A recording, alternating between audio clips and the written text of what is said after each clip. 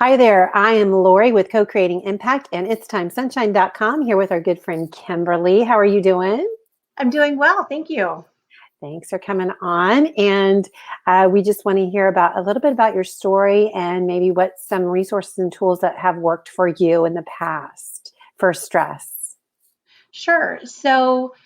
Uh, Long story short, um, I suffered trauma as a child. So, I was a victim of child sexual assault.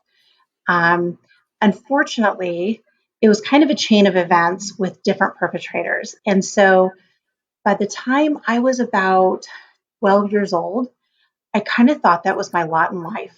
I kind of thought that this is just who I am to men. This must be the norm. Um, Feeling very insecure, very low self esteem. I had reported it to my mom, who said, "We don't talk about those things. What were you doing? Shouldn't have been wearing that." The first time I reported to her, I was 6, Oh, and I was in a bathing suit that she had bought for me, and so it was. It sent a really strong message to me that it wasn't important. It didn't matter. My feelings didn't matter. And this was something we just don't talk about. It's not okay. So it brought a lot of shame, um, made me really insecure in any kind of relationship I was in, whether it be, um, you know, uh, personal relationship, friendships, anything like that. Um, so when I was 14, I had went with some friends and um, made a really bad choice, decided to drink to fit in. And unfortunately, I was raped. And I woke up the next morning feeling like, should I be upset about this? Or is that the okay thing? Because I did something wrong. I drank. I'm bad. Therefore, it's my fault. So, again, we don't talk about it. So, I spent a lot of my youth feeling like things weren't genuine. Things weren't, there wasn't really I didn't feel safe. There wasn't really anyone I could go to because when you go to your mom, mama bears are supposed to protect. And when it's kind of swept under the rug, it gave me a really kind of jaded idea of what relationships are like and what life was going to be like for me. Um, and so I had to draw upon my friends' families to kind of get a view of what normal was. And I remember telling my friend, my best friend since kindergarten, here's what happened to me when I was at that party. And what I didn't realize was her mom was on the other line. Remember when the phones were stuck to the wall? yeah. She was on the other line, and her mom heard me. And because I was so matter of fact about it, and I was waiting for a response, like, is this okay? Is this not okay? Was this, waiting for that response from my friend? Um, Her mom made the assumption that this was just a normal thing that I did all the time. And I didn't describe it as rape. I didn't describe it as this traumatic thing that happened to me because I had been conditioned for so many years that these are just things that happen. Um, so I was told later in life that her mom was so upset by that because she thought that had to be really scary. That had to be a horrible thing, that happened, but you were just so matter of fact about it. It was like, no big deal. Here's what I did last night. Um, so I ended up being a very young mom. At 16, I became a mom. And I decided at that point that my child wasn't going to go through anything that I had gone through, and that it was going to be really important for me to come from a place of believing. And so as I got older, that kind of, I think my trauma kind of formed what I wanted to do in life and what was important to me. I had some awesome mentors. Um, I had a principal of a school who was one of my biggest mentors and really drove me to really believe in myself because up until that point, I fed into that. You're going to be a statistic.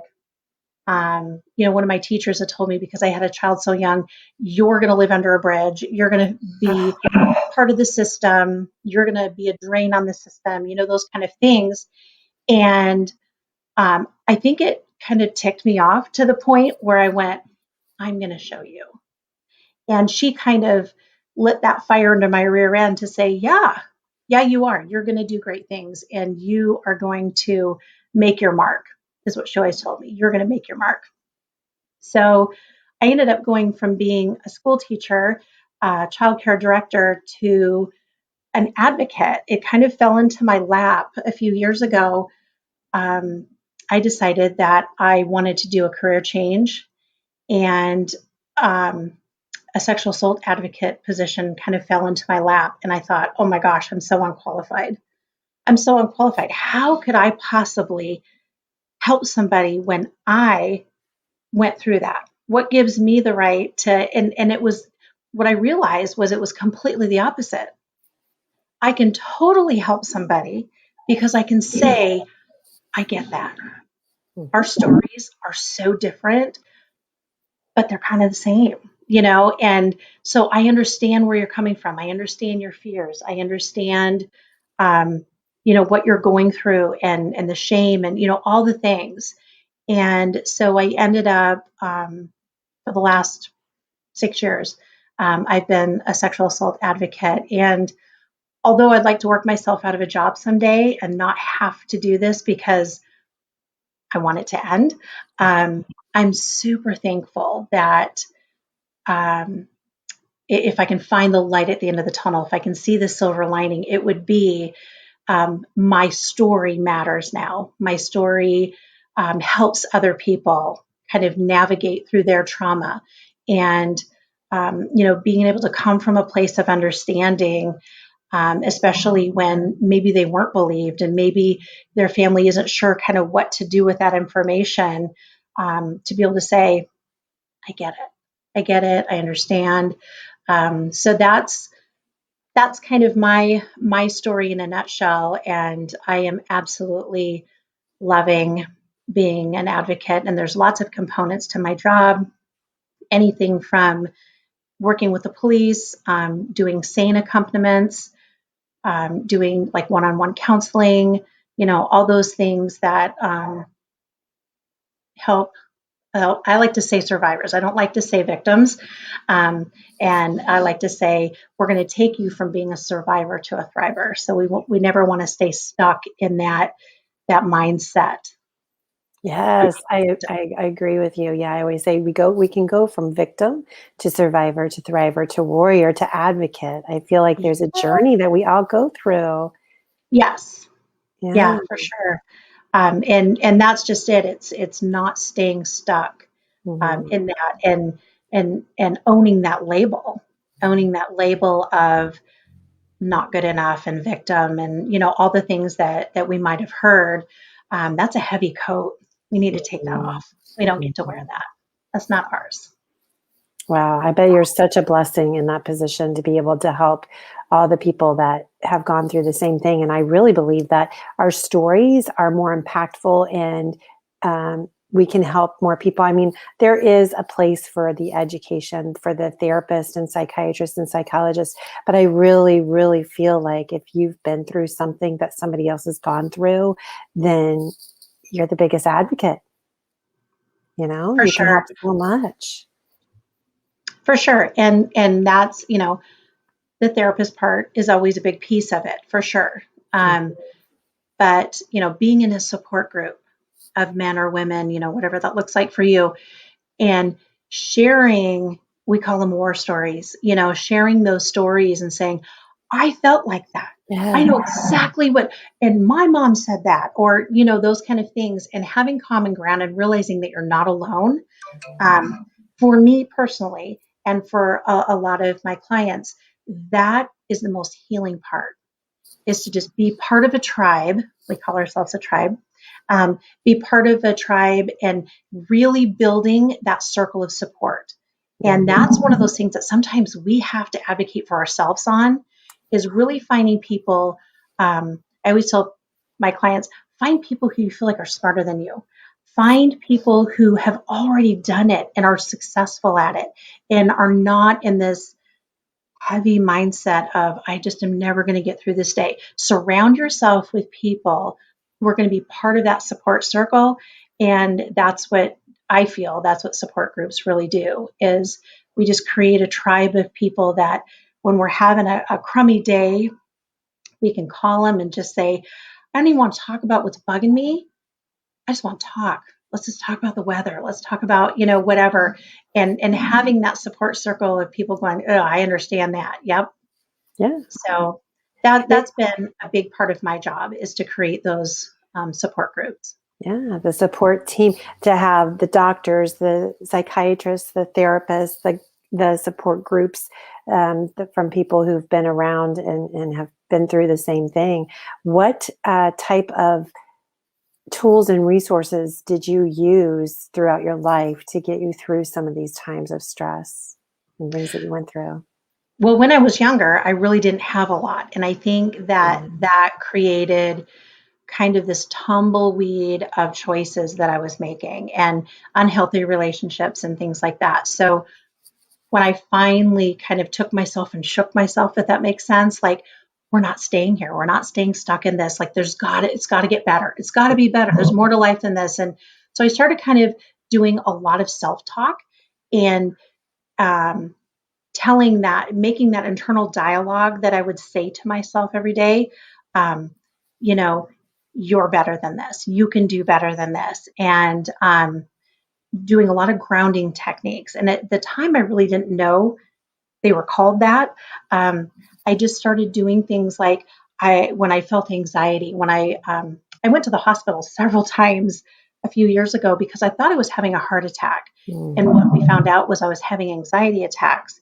And so what I started doing was I would walk in patterns on the floor, counting tiles and things like that. And it was really cathartic for me, and it helped lower my heart rate and those kind of things. And then I started researching and realized this is actually a thing. So grounding techniques are really important.